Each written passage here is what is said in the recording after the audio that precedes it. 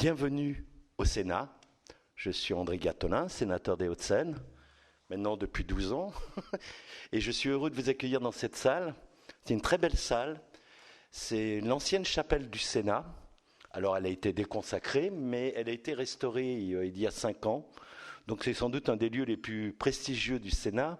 Et c'est là où siège la Commission des Affaires étrangères et de la Défense, dont j'ai l'honneur d'être le vice-président.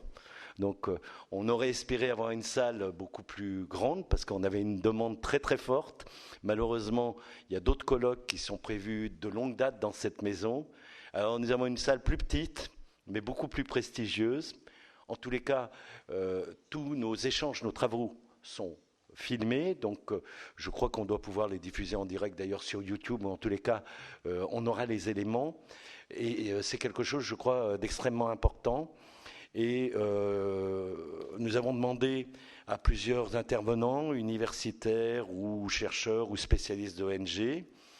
Je présente à ma gauche Daniel Bastard, qui est le directeur Asie-Pacifique, c'est ça, pour Reporters sans frontières. Donc c'est RSF, la grande ONG qui défend les médias, les journalistes, la liberté d'expression dans le monde, qui est l'ONG de référence. Il se représentera plus tard, mais Daniel connaît très bien toute l'Asie du Sud-Est. Il a vécu en Chine, il parle le chinois. Il a eu l'occasion d'aller au Cambodge avant les précédentes élections législatives pour faire un rapport tout à fait remarquable sur la situation déjà d'étranglement des médias à cette époque. À ma droite, je vous présente Emmanuel Véron, qui est géographe, docteur en géographie, géopolitologue, peut-on dire, spécialiste lui aussi de la zone Asie-Pacifique. Il a beaucoup travaillé sur la Chine et il nous fera part on aura une présentation assez longue et détaillée sur notamment, je crois, l'influence chinoise dans la région et en particulier au Cambodge. Nous aurons un peu plus tard dans la présentation une autre chercheure qui est Madame Sophie Boisseau-Durocher, qui est chercheur à l'IFRI, l'Institut français des relations internationales, le plus grand et j'oserais dire le meilleur think tank géopolitique français. C'est elle aussi une grande spécialiste de l'Asie du Sud-Est. Elle vient spécialement, elle est rentrée ce matin en avion, elle nous rejoint donc vers 16h. En premier lieu, et avant un mot peut-être plus politique, expliquer pourquoi ce colloque et ma volonté personnelle, et aussi celle de mon collègue Vincent Eblé, que vous allez voir apparaître, qui malheureusement regrette de ne pas pouvoir être présent aujourd'hui pour des raisons familiales, mais qui nous a fait une petite vidéo, je dirais, de remerciements et d'introduction. Vincent Eblé est le président du groupe d'amitié France-Cambodge-Laos au Sénat depuis très longtemps. C'est un homme ouvert, de conviction, et je me rappelle quand, au moment où il y avait eu la décision en 2017 de la Cour suprême d'interdire le parti du sauvetage national de se présenter. J'avais posé des questions d'actualité et il s'était lui-même impliqué très fortement. Alors, il a un groupe extrêmement composite. On a des gens au sein de ce groupe d'amitié qui s'intéressent plus à la coopération qu'à la dimension politique. Mais lui est un homme de conviction, je le remercie. Et je vais lui passer la parole tout de suite en vidéo pour 3 minutes d'introduction. Bonjour mesdames et messieurs, Vincent Eblé, sénateur de la Seine-et-Marne. Je suis extrêmement heureux de vous adresser un mot de bienvenue pour cette réunion importante aujourd'hui autour de l'avenir et de la situation présente au Cambodge. Je suis particulièrement attaché à ce pays de l'Asie du Sud-Est car j'ai été 22 ans élu municipal de Logne, commune du secteur de Marne-la-Vallée, en Seine-et-Marne, qui accueille une population d'origine asiatique très importante et singulièrement un grand nombre de franco-khmers. Je voudrais vous dire également que comme président du groupe d'amitié France-Cambodge et également Laos du Sénat depuis 2012, donc depuis une dizaine d'années maintenant, un peu plus, je suis particulièrement attentif et vigilant à la réalité de l'amitié très vivante entre nos deux pays. J'ai eu de nombreuses occasions de me rendre au Cambodge ces 10 dernières années et d'accueillir à Paris de très nombreuses délégations de toute nature qui m'ont permis de bien connaître la situation de votre pays. Je voudrais vous souhaiter des travaux tout à fait fructueux, des échanges productifs autour de ces questions. Saluer mon collègue André Gattolin, à l'initiative duquel cette journée a été organisée, et formuler le vœu que, loin de l'esprit de domination d'un pays sur un autre ou d'une civilisation sur une autre, nous ne vous laissions pas croire que nous sommes en quoi que ce soit des donneurs de leçons, des prescripteurs de modalités particulières du développement humain. Mais bien sûr, vous le savez, la France est attachée au formalisme de la démocratie. Cette démocratie, elle exige un certain nombre de réalités dans le domaine de la politique elle-même, mais aussi en matière de droits de l'homme, dans le respect de la pluralité des médias, dans le respect de l'action autonome des organisations non gouvernementales, que sais-je encore. Je voudrais souligner à quel point il est important d'avoir observé, j'en ai été très heureux, très satisfait, je veux vous remercier, que le Cambodge ait adopté sur la question du conflit russo-ukrainien une position finalement très proche de la position française, celle qui consiste à exiger le respect strict des frontières internationalement reconnues et le refus de toute attitude d'agression d'un pays à l'égard d'un autre. Et enfin, je voudrais formuler à nouveau pour vos travaux d'aujourd'hui les meilleurs vœux de réussite, de prospérité dans les échanges, dans le respect des positions des uns et des autres, et dans un état d'esprit qui soit celui de s'écouter et de faire progresser ensemble pour le bien-être des populations, l'action commune. Merci à vous.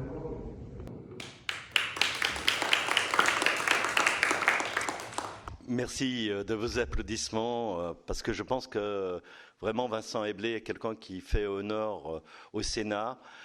Il a un discours effectivement très œcuménique dans son introduction, mais je connais son implication, sa volonté de défendre la démocratie, les droits humains et l'état de droit au Cambodge et aussi au Laos, pays pour lequel il a également des responsabilités dans le groupe au Sénat.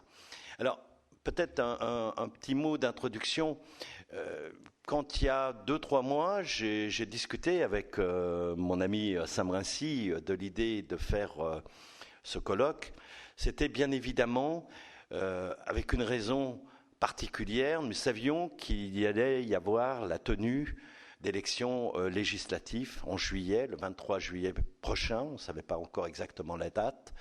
Et c'était un moment qui me paraissait important, en tous les cas, de médiatiser un petit peu, d'approfondir. Parce que si la France et le Cambodge ont des liens très anciens, qui remontent au moins à la deuxième moitié du XIXe siècle, jusqu'en 1953, où le Cambodge était une forme de protectorat de la France, si la France a joué un rôle important dans les accords de 1991 avec l'Indonésie pour surmonter, en finir avec les effets et les conséquences abominables du régime Khmer Rouge et du génocide qui a été perpétré à l'encontre de votre peuple, la France aujourd'hui a souvent tendance à oublier le Cambodge.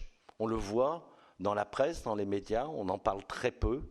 Et je trouve que c'est une situation absolument terrible, parce que vous avez, et en tous les cas à travers les témoignages que je recueille depuis déjà de nombreuses années où je m'intéresse au Cambodge, vous avez une attente très forte vis-à-vis de la France, attente effectivement qui a été caractérisée par les accords de Paris de 91 et les années qui ont suivi.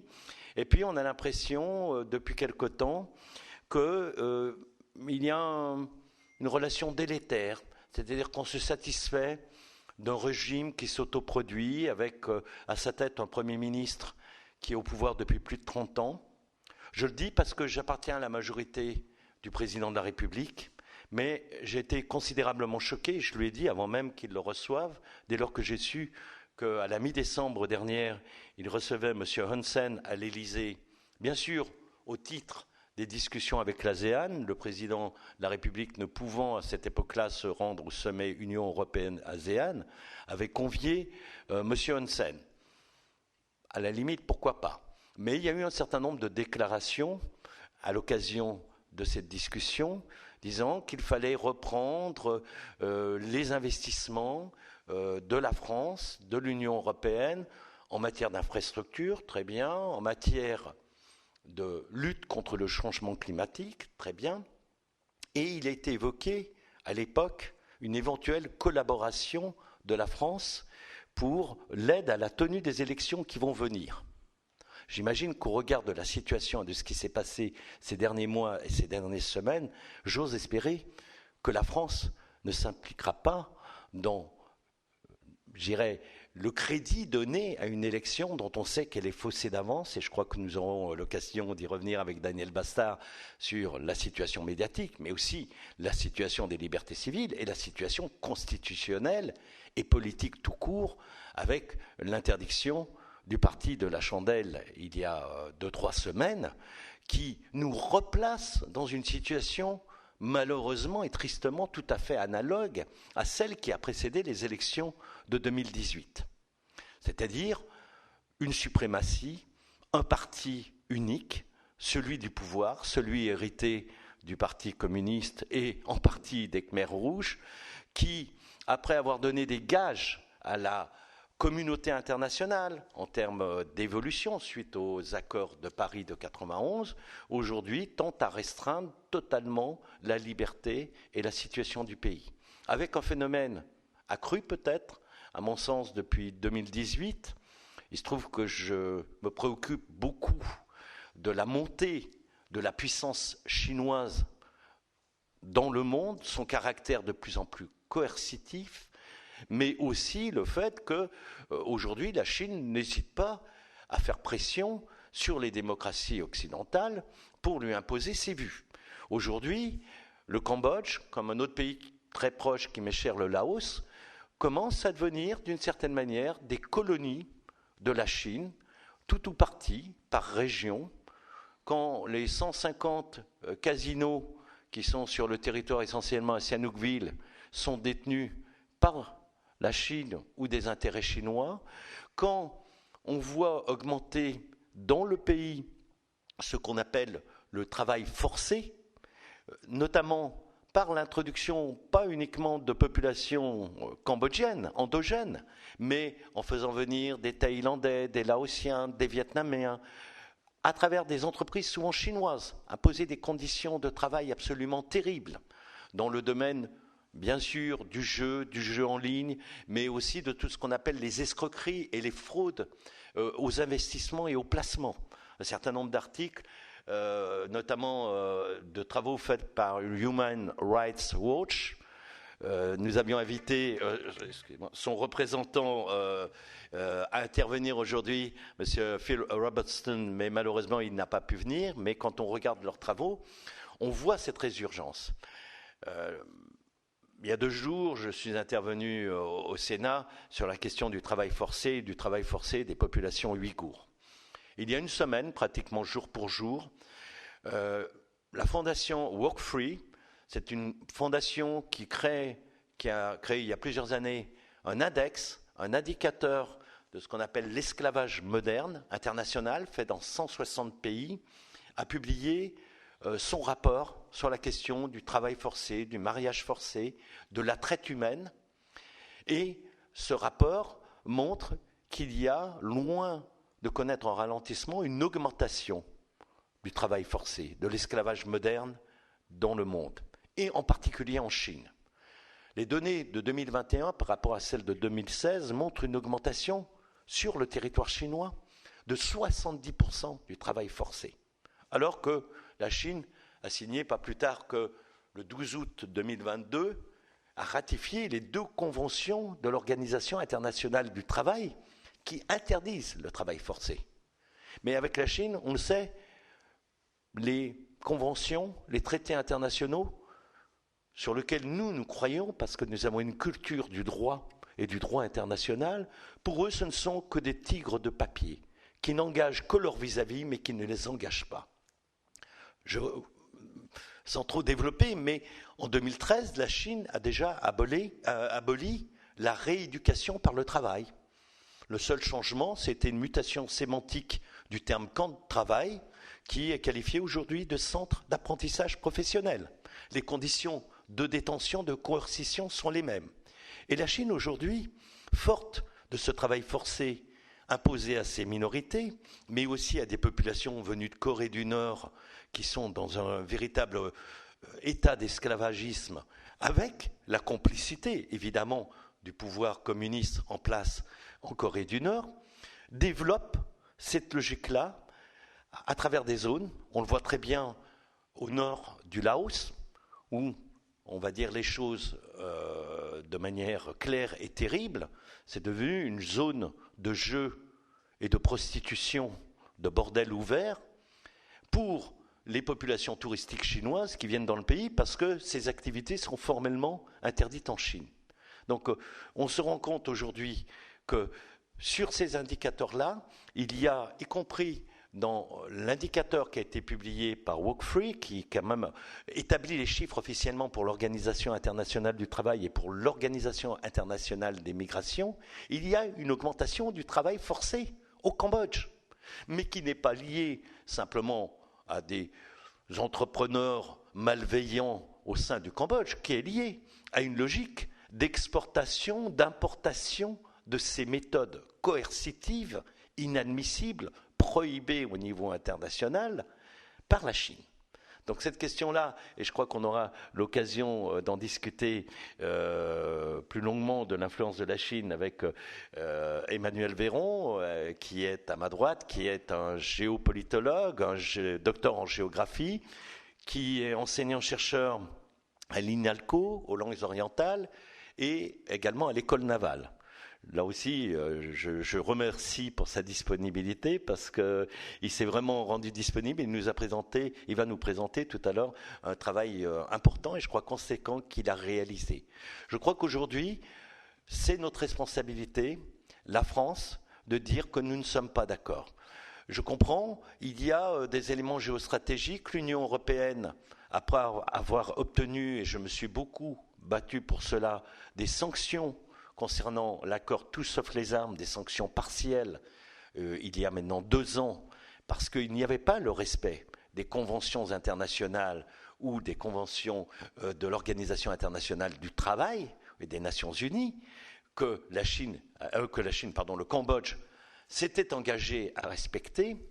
Aujourd'hui, l'Union européenne, inquiète de sa dépendance croissante, révélée notamment à travers la crise et la pandémie de Covid-19, l'Union européenne se dit « nous n'allons pas découpler, mais nous allons moins nous tourner vers la Chine ». Alors tournons-nous vers ces petits dragons économiques que sont naturellement le Vietnam, la Thaïlande, le Cambodge, comme ressources alternatives, nous garantissant une indépendance pour un certain nombre de productions actuellement fournies par la Chine. La réalité, et moi je suis pour que l'Union européenne aide le développement de ces pays, et du vôtre en particulier, mais pas à condition que ce soit en fait une succursale de la Chine. Comment se débarrasser de l'influence chinoise si c'est pour se mettre dans la main d'un régime politique, celui de M. Hun Sen et demain sans doute de son fils, qui est en totale coopération, qui vend par morceaux, par appartement, votre formidable pays. C'est un discours, excusez-moi, très politique, qui n'est pas tout à fait celui d'un chercheur, mais je tenais à l'affirmer parce que souvent j'ai honte de la veulerie ou du silence, pour ne pas dire certaines attitudes de nos responsables politiques. J'ai découvert, dans le hasard des recherches pour préparer ce travail, que pas plus tard que la 2e quinzaine de mars, une délégation d'officiels cambodgiens sont venus en France rencontrer des responsables politiques pour leur demander de venir observer les élections qui vont se dérouler le 23 juillet. Je n'ai pas pu savoir le nom des personnes qu'ils ont rencontrées. Je veux dire, le moindre parlementaire qui acceptera de faire ça, je le mettrai sur une liste et je le ferai savoir à l'opinion publique, la nature de cette coopération indécente avec un régime qui est de plus en plus autoritaire et qui s'apprête effectivement à se transmettre, on va dire, c'est pas la logique communiste, mais on a déjà le précédent de la Corée du Nord, on a eu aussi Cuba avec Raúl Castro qui a pris la suite de Fidel Castro, ce népotisme néo-communiste ou post-communiste qui est en train de se construire. Et si je crois, et c'est la conclusion de mon propos préalable, si le régime a décidé, pour une raison, même pas une décision de la Cour suprême, une raison administrative, soi-disant d'originaux de papier, d'interdire le parti de la chandelle de se présenter, à mon avis, c'est un aveu de faiblesse. C'est un aveu de peur. C'est un aveu de peur parce que la population cambodgienne sait très bien que M. Hun Sen veut placer en manette son fils au pouvoir. Et je crois que vous êtes des gens d'une culture ancienne, formidable. Nous avons le respect de la famille. Mais le pouvoir ne se construit pas, en tous les cas pas le pouvoir démocratique, ne se construit pas par népotisme et par transmission de père en fils. Je vous remercie.